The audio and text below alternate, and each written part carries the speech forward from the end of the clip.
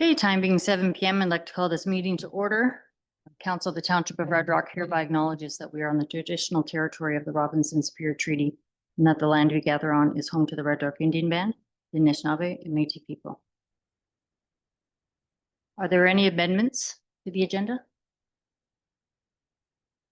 Seeing none, can I have a mover and seconder to approve the agenda as presented? Councillor Muir, Councillor Eby. Any disclosure of interest? Seeing none. Okay, minutes of the previous meeting. This would be September 2nd, open and closed session. Are there any errors or omissions to note? Seeing none, can I have a mover and seconder for motion to approve the open and closed session minutes? Councillor Muir, Councillor Eby, all in favor? Oh, I think I missed that. Yes. Okay. Do I need to go back? Okay, correspondence. So we have resolutions for municipalities. We have the Township of Scriber, ongoing support for the OPP detachment. Any discussion on that? Councillor Eby? So is it correct to interpret this as saying that they're asking for a reinstatement of grants to support the inclusion of municipal staff in these joint sessions? No, I believe they're asking to continue funding. So as opposed to bringing it in through the township, with the township paying its portion, there was previous funding that is expiring. And this is specific to our area as well, right? So is anybody would like to put a motion forward? Councillor, put a motion? Yeah, I'll put a motion forward because we're gonna probably be asking for support as well too. So 100%.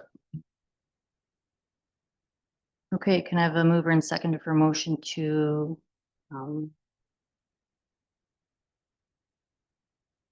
support the resolution from the Township of Scriber, ongoing support for the OPP detachment? Councillor Muir, Councillor Eby, all in favor?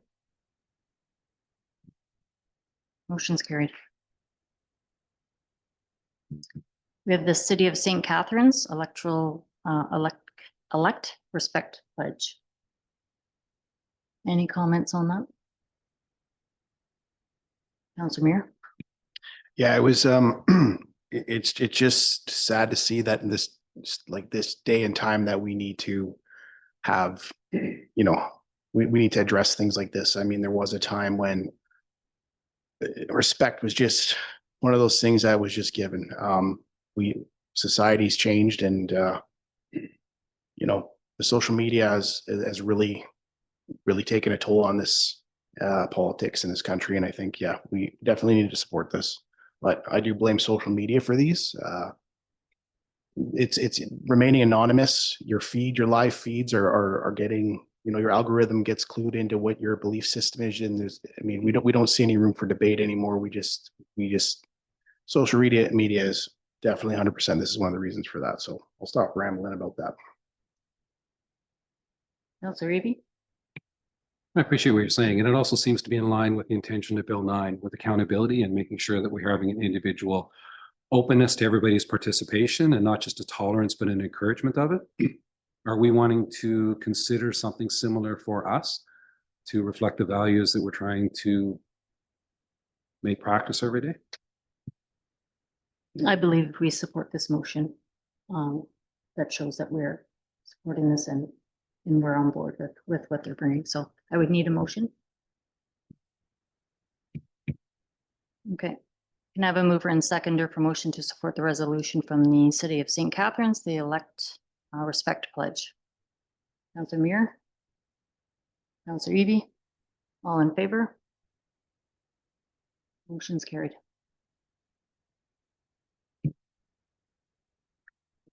Okay, 4.2, NOMA, the Prime Minister Carney's Fly Canada response. Any comments on that document?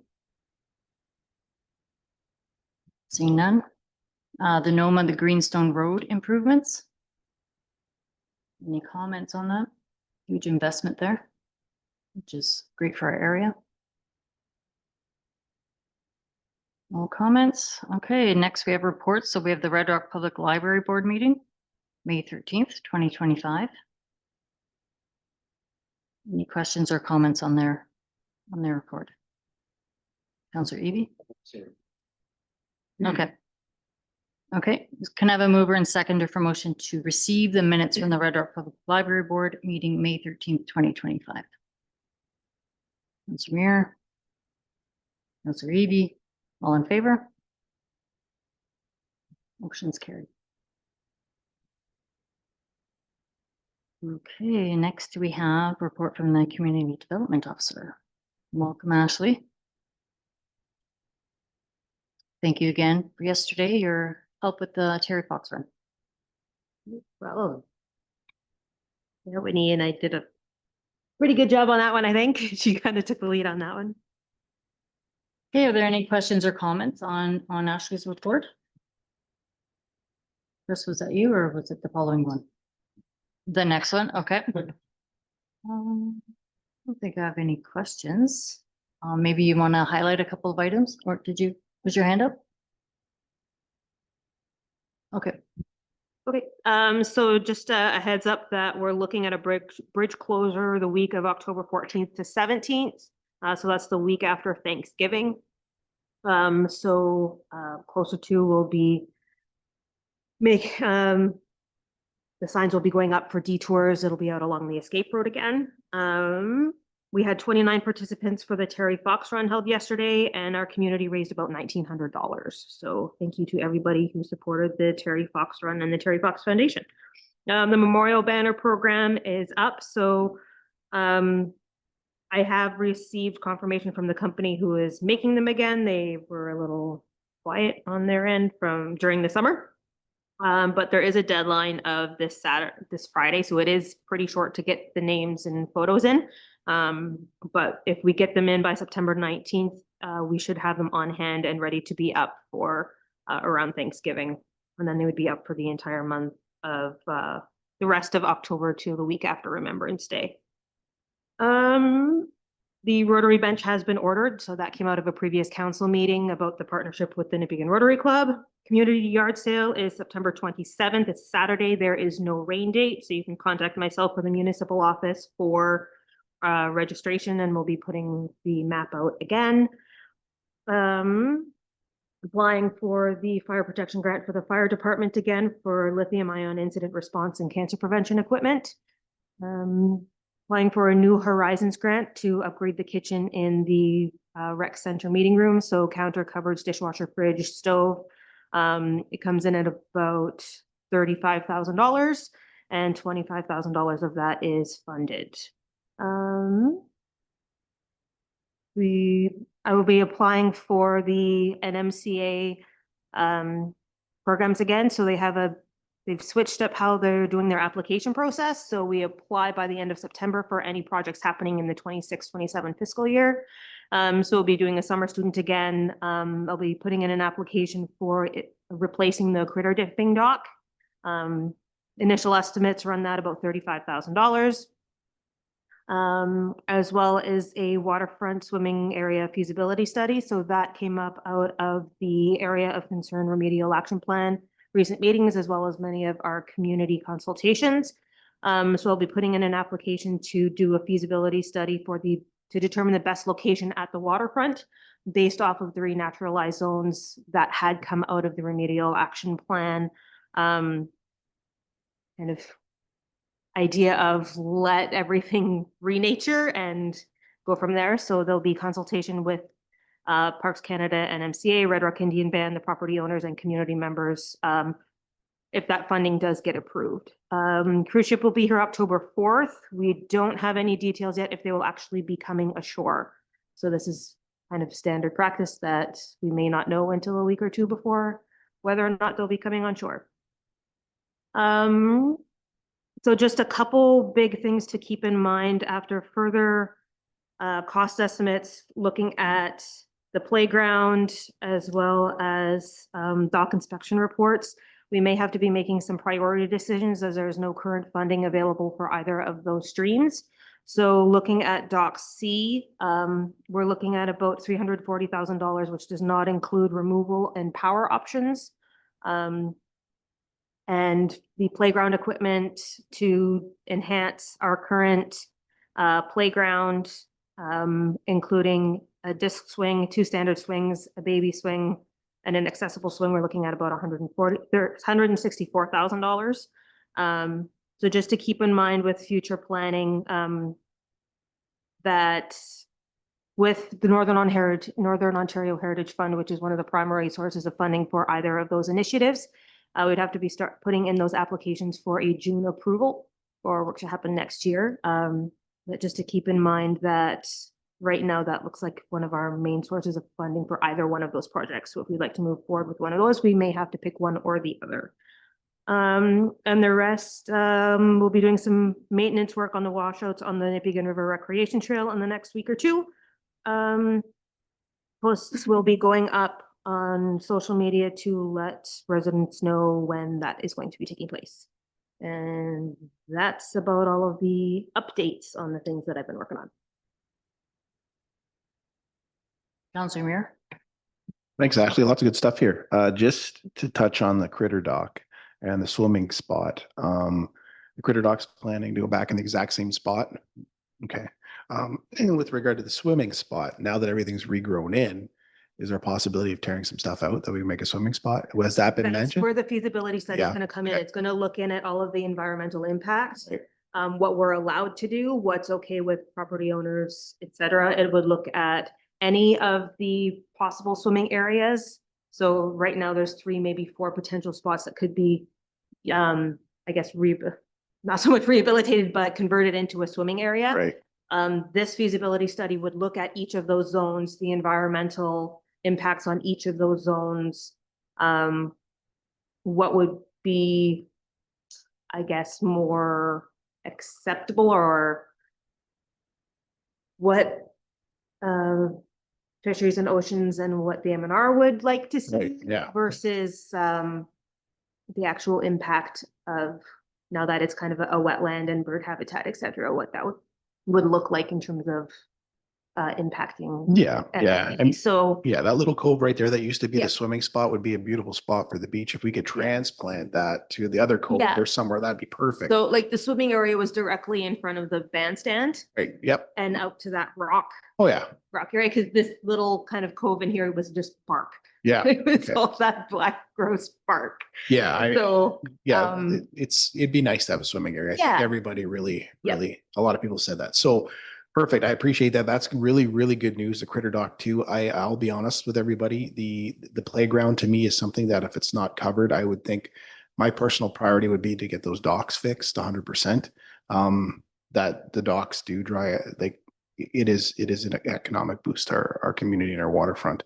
As much as I'd love to see a playground down there, the costs and the logistics behind it, by the time you get drainage and maintenance on it, the costs are extremely high. And I think that needs to be covered by grant, just from the business perspective. But other than that, it looks good. I appreciate this. Thank you. Any other questions? Councillor Brand? So Ashley, can you just explain this one, the fire prevention grant, lithium ion incident response and cancer prevention? What is that? so it's a grant through, I think it's the Solicitor General or the fire marshal. They put out a certain amount of money every year for fire departments in Ontario to help with cancer prevention of their fire departments and for their firefighters. So they've expanded, we applied for it last year and got funding, so that paid for the decontamination units and some additional bunker gear for our department. So they've expanded the stream this year to include lithium ion incident response. So this is for the electric vehicles, and when they burn hot and they burn long. So what we're looking at for this one is they're almost like a specialized fire blanket with extension poles that the firefighters then kind of extend out over the batteries to help contain it. And then cancer prevention is a dryer that actually takes drying the bunker gear from days to 2 to 4 hours. So that's what we're looking for this fund. My next question was, you'd mentioned the Nipigon River Trail and the washout maintenance. Is that being done by volunteers or No, this is a contractor. contractor? Yeah. Okay, thank you.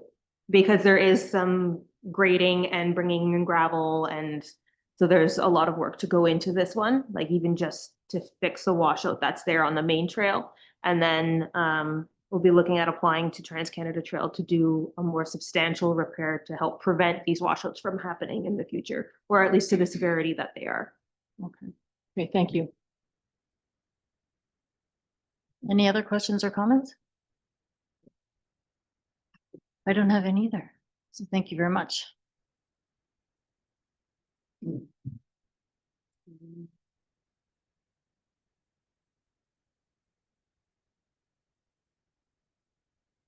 Okay, can I have a mover and seconder? Where am I?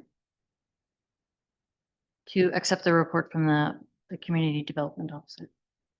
Counselor Eby, Counselor Muir, all in favor? Motion's carried. Okay, next we have Public Works and Facilities. Welcome, Wayne.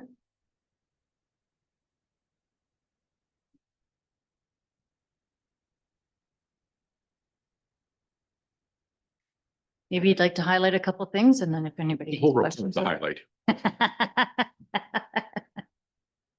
Some significant achievements, I think, on this report is that on our landfill inspection from the MECP, we, as a Public Works, had 3 action items out of the 10 to deal with. And as of 3 o'clock this afternoon, we've got 2 complete.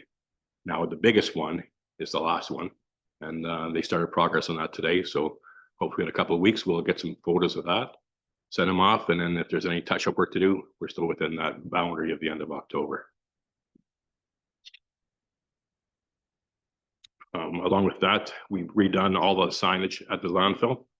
Some of the stuff you couldn't see, as Darky's mentioned before, you couldn't see anything was out there. So we did a review of the signs, we ordered new signs, and then installed them all as well.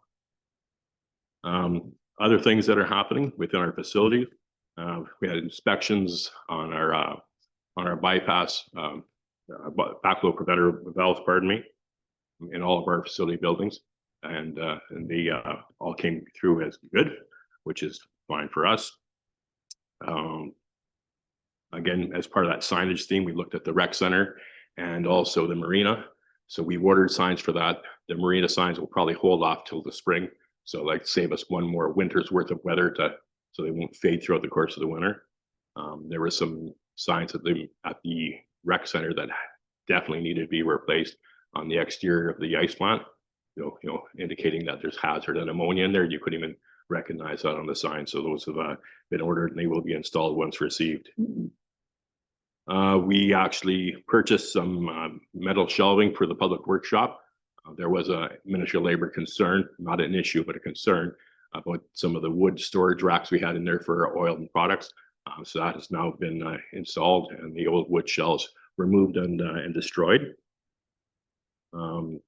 We've done our annual fire extinguisher and suppression inspections, including the restaurant here at the marina. We worked with we had a broken cable on one of our shop doors. We reported that to the vendor that supplied the doors a few years back. We were fortunate they were on their way back from Geraldton and they stopped in, made a quick fix for us, inspected one of their door. However, last Thursday, spring on another door broke, which leads to the preventative maintenance program that we're going to put in place.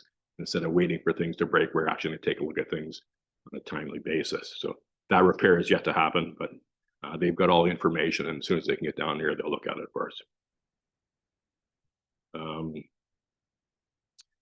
We did some work on the leak on the library building. It was a temporary fix. It worked the day it was raining, but since then it has leaked again. So we put a dehumidifier in there to get rid of some of the moisture that was into the carpet. And so it's other general repairs within the library itself. But the guys that did the repair said that the roof membrane is a rubber membrane, and it's at the end of its useful life. So is going to need a new roof on the building itself. Quote still come in for that. Preparation for the opening of the rec center and the closing of the marina in the next weeks, months, etc. So we're looking at a plan to get the bowling alley up and ready to go for a soft opening, let's call it, for the first week of October. Then full blown open at the rec center coming on Thanksgiving Day. Also with that, looking at the ice surface.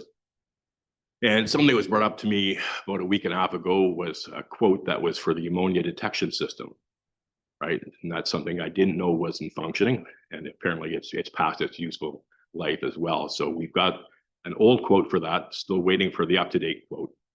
They can do that work in conjunction with the startup of the plant, right? So that whole time frame of startup, regardless of what date we choose, will it be about 6 to 7 days for the repair and making the initial ice, about another 6 days or so for the painting of the ice and the lines, and then making more ice on top of that, and then we can call it the date. So we kind of targeted for November the 1st. To meet that date, we probably got to start right after Thanksgiving. If we want it anytime sooner, we've got to check with the contractor that's doing the work, because apparently there's kind of hopping from each place on the North Shore, putting in all these ice plants, and we weren't at the front of the bus. Right, so it's just a matter of how that plays out. Found a cost savings working with Aqua. Previously, we had a contractor come in to do our UV system servicing. Clark can do the work for us, so we've ordered the parts and materials, and he's going to do it, and we'll save a couple of $1,000s in that regard. And the hydrant update. So the hydrant itself on Brompton, they don't make parts for it anymore. When we're looking at actually changing it out, we didn't have a spare that worked. The isolation valves that isolate that section were not working. We brought a truck in last week to hydrovac the valves to see if we can get them operational versus digging. That turned out to be not good for us because the valves aren't working. So we got to dig that intersection to change those valves, to change the hydrant. The hydrant installation cost runs around $22,000, right? So we're still in compliance. So I guess the question we've got to pose to you folks is that $22,000, do we spend it on that one hydrant, or do you look at repairing some of our other hydrants? And through our hydrant flushing program through Aqua, there are several more that need work, may not need a replacement, but they need some work. So we have to look at kind of where best to spend our money. That's something we need to consider going forward. Any questions on the hydrant stuff? Councilor Brand? So if we chose not to replace that and fix the other ones, I noticed at the corner of Brompton and the corner of Brompton and Timmins, there are 2 other hydrants Yes. that you could use. Yeah. So according to NFPA 1 and the fire code, as long as the hydrant is within 400 feet, or is a hydrant within 400 feet. Okay, that was one of my questions. Yeah. So again, if you take a look at our map of where they're all located, if we lost that one altogether and just capped it off, we're still in compliance. We can still reach houses with the other hydrants in the area. And so to repair the other ones, how much do you think that would be? Well, to put it this way, we got 2 types of hydrants. One's a Century, and those are the newer models. And the other ones are Darlings. They're the old ones, 50, 60, 70 years old. They don't make parts for the Darlings anymore. So if we take a look around town, we probably got about 25 Darlings, right? Some of them are still useful, still working, and some need some TLC. Since they don't have parts in them, those would probably be replacement as well. So you're looking at a good chunk of change for every replacement you've got to do. In those replacements, it's not just the hydrant. We would also install an isolation valve. So if you had to do any future work, then we could have to isolate that hydrant itself versus having to shut down a section of the town. So would we, out of these 25 Darlings, the older one? Yeah. Is there the potential to take a few out, just like on the Brompton, and still be in compliance? We'd have to take measurements, but again, many of them are still serviceable. So Okay. we're not going to take them out until they're not repairable, right? Right, okay. And then we'll look at that. But again, you're probably going to be, the guy I was dealing with, he said 5 years ago, a hydrant was $3,500. Now they're $7,000. You know, so the same job, we're talking 22,000 now, might have been $10,000 5 years ago. In 5 years, doesn't mean it's going to be 35,000. I'm not sure, but we do have to keep that in the back of our mind. Go ahead, Carl. Thank you. Councilor Muir? Yeah, I think we'd be better served to have maybe like a strat plan put forward. Yeah. Definitely, because if there's other hydrants that can be replaced, I mean, it's going to take a bit of time and then put it in the capital plan to replace them, get consultation from the fire department. I'm not sure, maybe they've got training based around where the hydrants are, strat plans in that manner. You know, hydrant serves here, then consultation with Aqua too, because again, end of the day, if we have all of these hydrants and they're not operational, and again, the water that serves the township too, like say we've got 3-4 hydrants going off at one time, we, you know, what's our max that we can take from the tower? So just maybe, yeah, definitely. I'm in favor of doing whatever makes logical sense. And obviously when you make those decisions, NFPA and following the, like, I'm on board if it makes sense and it meets legislative requirements, as long as we have plans in place for sure. We definitely wouldn't mind seeing like a long-term plan for this. Yeah, and in light of last winter's fire main break, right? You know, it kind of brought us to the attention that we've got isolation issues in town, right? So now we know that this company's got this capability to hydro excavate them without having to digging, and it can actually repair some of these things possibly like without having to dig. So I think when I talked to Mark last week, it's probably some real good money spent on some investigation, and then see what, you know, what the workload is, and then have that plan. Councilor Muir? Yeah, and this goes right to point about infrastructure in town, right? Yes, we have some rough roads. Yes, people want them paved, but until we know what's under there, we can't start digging everything. Like we can't start putting the pavement down. We got to start digging roads up. Yeah. The week after. Exactly. We got to, and I mean, there's a lot of infrastructure that's got to be dug up at some point and strategically planned, right? And Yeah. funding. And so, yes, I 100% agree with the plan going forward. And yeah, just can I go over to a question about the ice? Okay. Come on back to the egg. Come on back to the ice. My son has asked me to ask you if we can have it in before October 1st. And right now he's the only one that's brought that to me before October 1st. So I told him I'd bring it forward. Definitely, I understand if it's going to take, we're on last on the list 7 days plus. Yeah, it might be slim pickings, but if any sooner, like that would be great if we could possibly get that done. But again, if we haven't budgeted to have it in, I don't want to start making requests if it's going to really affect the budget, knowing for a fact that we don't have a hockey program right now and we don't have any ice booked. So I think the two keys there are the fact is that the contractor availability, right? And one of those fixes isn't cheap, right? Now it may be funded, but it's in the, you know, $15,000 to $20,000 mark, right? So once that gets fixed, right, then we have to look at that, you know, let's call it a 2.5 week window, the process of making the ice and having it painted and having it ready to go, right? So Yeah. To be realistic. Right? Yeah, no, and that's fine. I mean, I obviously, if we had a hockey program, there'd be a big rush on it. But I'll tell him that Mr. Klein said you need to start running that track while you're waiting. Maybe Gord, buy him a pair of rollerblades. He's got a pair. Okay. Yeah, and that's another thing we can talk about too, about having that ice service set up for rollerblades maybe next summer. But even if they can get in there now, yeah, for sure. Yeah. All right, sounds good.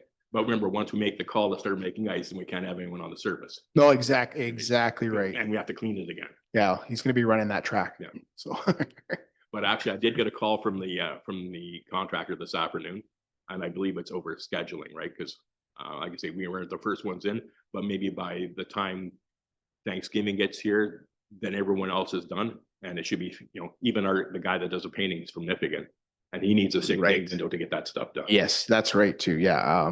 Okay. Yeah. So knowing the timeline too, like I'm not guaranteeing anything, but I still got to make phone calls to see if I can get some people up to do something for hockey. But yeah, no, this will be good. If that's the timeline, then we can work with that. But if all of you agree that you want it done sooner, then let us know, and we'll see if we can find the funding and find the manpower and get the contract. Yeah. And you know what? I'll leave that with Mark. If it's something that wasn't budgeted for, I'll leave that with you. Maybe next meeting, we get a update on that instead of putting you on the spot now. And I'm not going to push to get the ice put in if it's not budgeted. Well, and I think from a realistic point in the way we plan and what we're looking at is, I mean, we want to provide a great service but we have to be somewhat strategic financially as well. And that's kind of the scope we look at. So like, like Wayne said, it's kind of twofold. It's schedule, but it's also budget wise, right? And the fact that when you look at if you look at where we are today, I mean, the user group is not abundant. I mean, we want to still provide the service, and in a strategic way to do that, it's condensing the season. So if we get into November 1st and we get into March, then I think we're providing a great service that we might not be able to provide all the way through, like say October, or say early October to April. But in saying that, we've targeted November 1st. We may be 4 or 5 days prior either side of that, but that's our target, and that's why we've looked at it from that manner. Yeah, I mean, the ice is going in. That's a good thing. And obviously there's work to be done. So that's perfect. I support that. Definitely it's something too. Like, I mean, people know now ice is going in November 1st and start planning, get the ice booked up, right? Because that's the main thing. People start booking it up and using it. And you can tell your son that Mr. Klein isn't the bad guy, because last year you got ice 6 days a week. This year you're going to have it 7 days a week. Well, and that's the thing. See, last year the kids were skating lots last year, Yes. and they'll be skating lots again. But 7 days a week, I think. Yeah. That's I'm not going to tell them that. That's too at much for me to be 7-day down there. operation with no additional manpower to Awesome. operate. That's super good news too, though. That's super good news right there. That's what I did for your son. Awesome. I'll tell them. I'll tell them that at school tomorrow. Go tell everyone at school that you guys got 7 days is the best we could negotiate. Perfect. Thank you so much. Okay, we done with the hydrants and the ice? Yes. Okay, just a Keep couple going. other things. Did a site tour with Big Dive and Marine. They're the ones that are doing the work on the bridge in October. Also, we're gonna get them to go and inspect and clean our raw water intake again.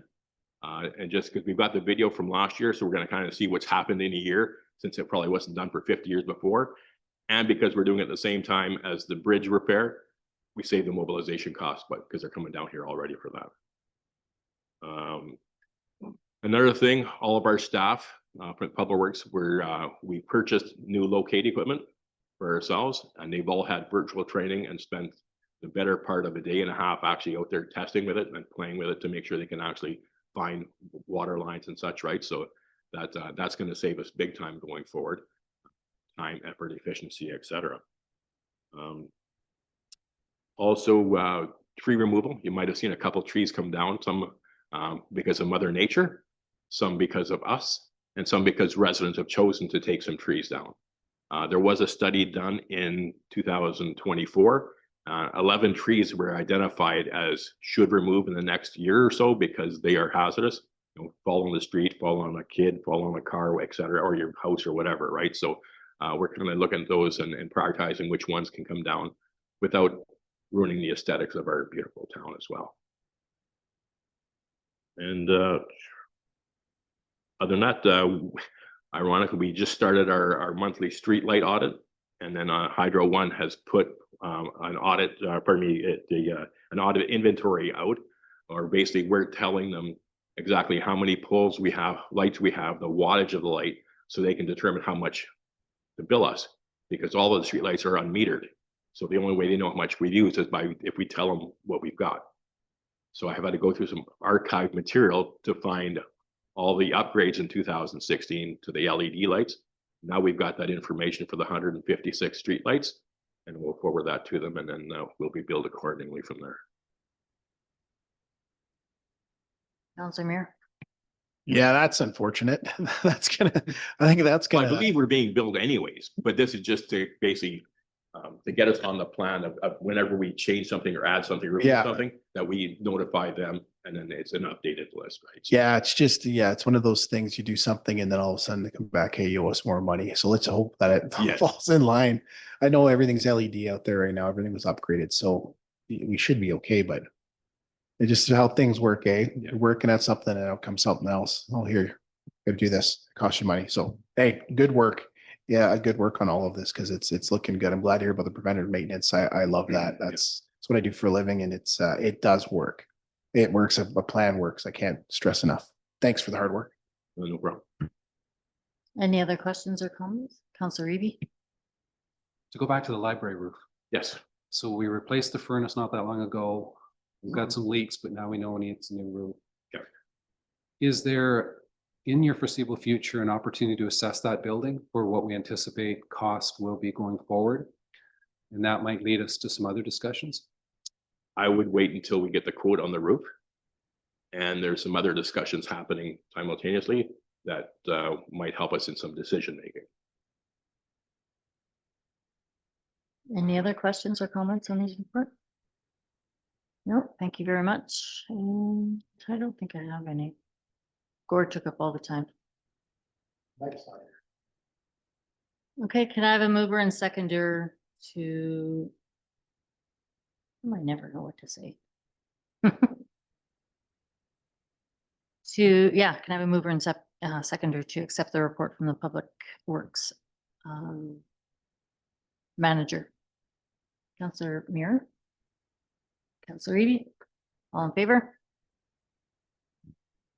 Motion's carried. Thank you, Wayne.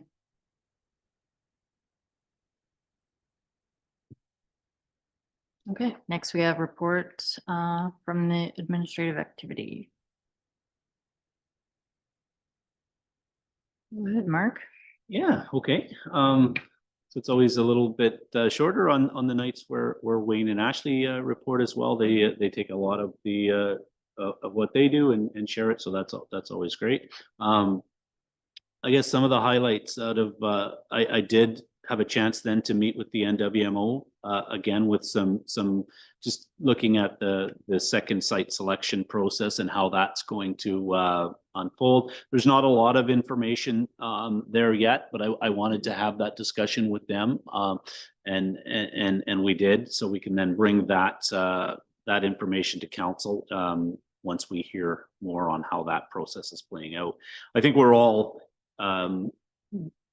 more engaged and interested in these conversations now, knowing that the site has been established. It will be built, the initial site in Ignace. So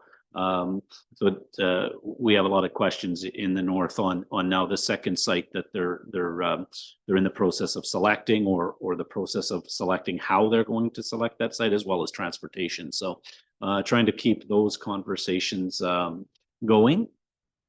Had the opportunity to attend the Sencan Expo in Thunder Bay this past week. It is a giant mining, energy and natural resource expo hosted in the city of Thunder Bay over 2 days.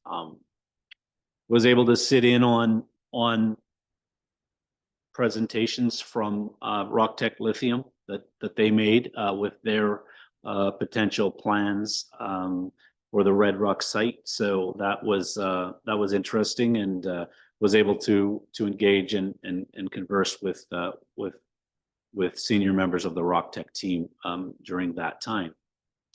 We also had our quarterly meeting with MPAC actually this morning, early this afternoon, sorry. So that is another standard meeting that we have as our municipal team. So the municipal representative comes down and meets with staff, and we go over numerous topics, including building permits, etc. The number of permits that are taken out, the process of working through the chief building official to make sure that we capture permits and we capture growth.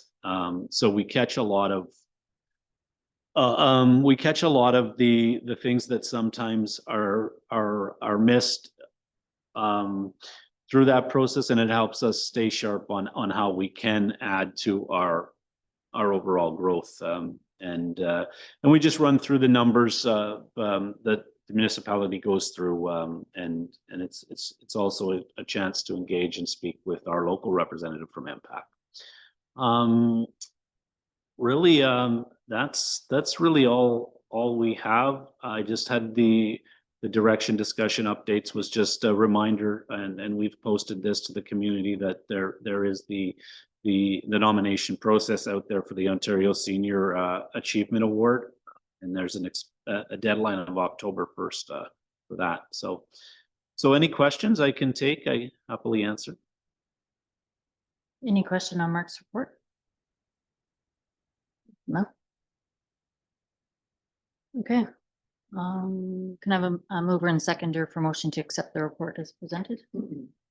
Councilor Reby? Councilor Muir? All in favor? Motion's carried.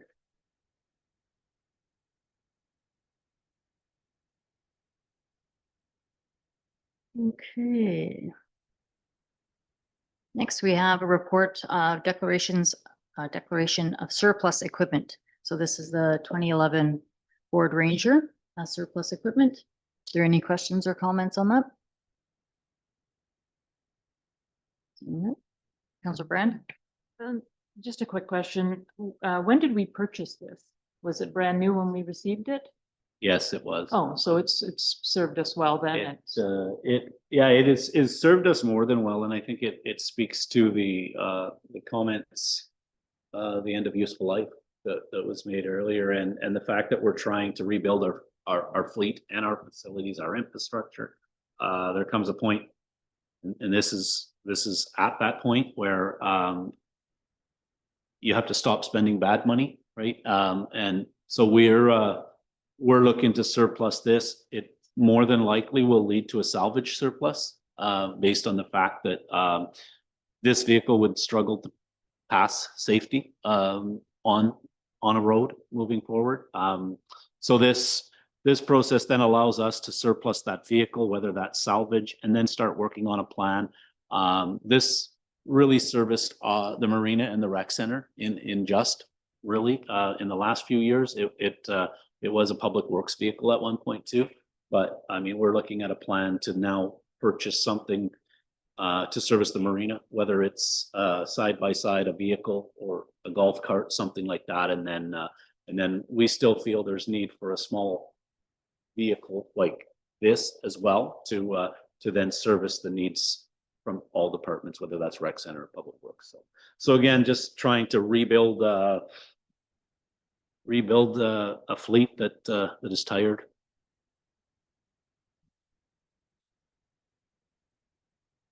Any other questions or comments on that? I know we've kept it a little longer than what we planned anyway, so. Okay. Can I have a mover and seconder to approve to pass the bylaw? Oh, no, where am I going? To declare the 2011 Ford Ranger as surplus equipment? Councilor Muir? Councilor Eby? All in favor? Motion's carried.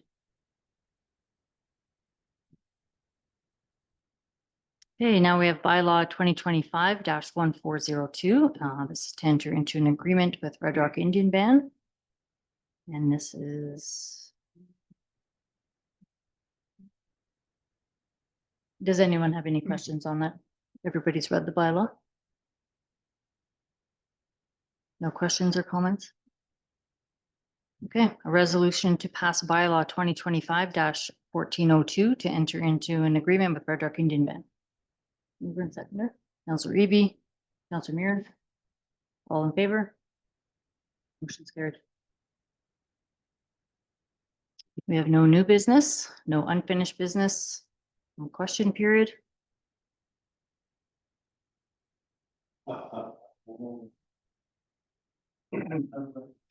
Yep, on up. Mr. Pedersen, welcome. I'll do my best. Yeah, hi. So the document that is referred to in 7.1, the agreement, will the residents be able to see that document at some point in the future? The bylaw agreement?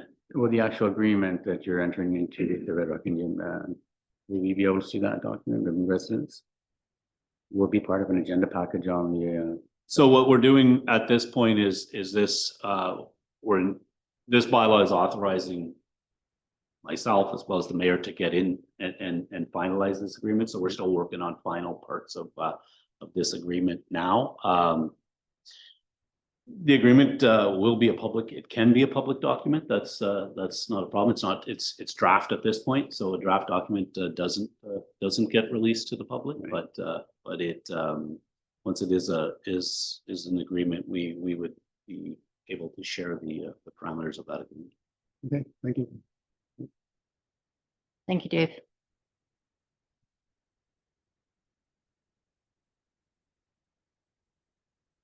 So glad we have that question period. Okay, we have no closed session. So confirming bylaw. I can have a mover and seconder to approve the confirming proceedings of council. Councilor Muir, Councilor Eby, all in favor? Motion's carried. Time being 7:45, call this meeting adjourned. Good. Thank you.